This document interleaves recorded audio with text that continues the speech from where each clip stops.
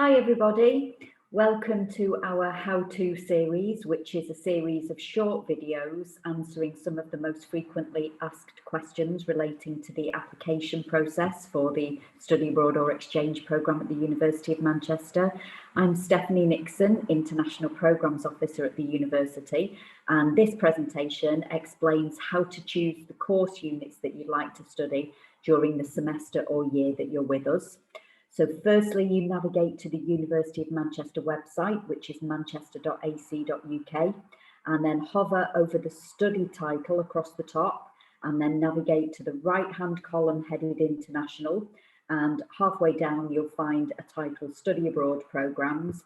Most of you will already have clicked through to this as part of your initial research into the programme, but you're then taken to the Study Abroad main page.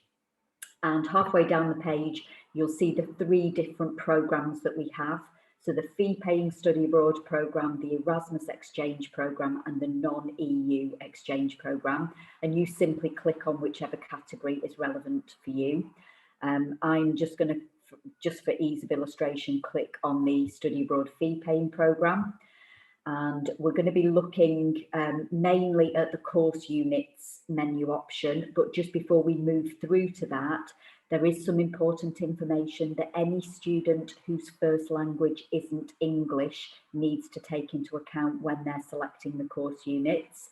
So for non-native English speakers, the entry requirements tab has a drop-down English language entry requirements title. And when you expand that, you'll see the IELTS and TOEFL IBT scores that are required to take course units in each of the subject areas that we have available. So if English isn't your first language, when you're selecting course units, you must make sure that you meet those English language requirements. So the course units themselves are found via the course units tab in the left-hand menu, and you're taken initially to a page that we do ask you to read through carefully, because there's information on this page about how to select correct course units in terms of the semester that they run in, the level that they're offered at, because our Study Abroad Exchange programme is an undergraduate programme. So you can only select course units at levels 1, 2 or 3. And there's also information on this page about subject areas that have restrictions and high demand subject areas, for example.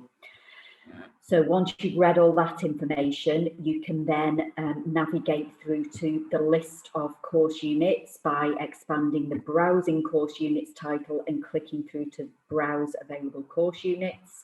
And you're then taken to a list of different subject areas. Alongside that subject area is an indication of whether early assessment is available if you qualify for early assessment, and that is only available in very specific circumstances. And there's also a column that tells you the faculty that that subject area sits within. And that's important where we have a faculty-specific exchange agreement, for example. So you just scroll down the list to see the subject areas that you're interested in taking units in. And then we'll just, for example, click through to history for illustration. And you're taken to the main page for that particular degree programme, but you're not taking a degree, you're taking individual course units. So just scroll down this page about halfway down and you'll find a list of the individual course units that are offered in that subject area. So they're split by level 1, level 2, level 3, and the example we're looking at here, you can expand to get a bigger list than initially appears on the page. And then you just simply click into the course title that you're interested in. And we'll select this one, for example, and it tells you the course unit code, the title, the level, the semester it runs in.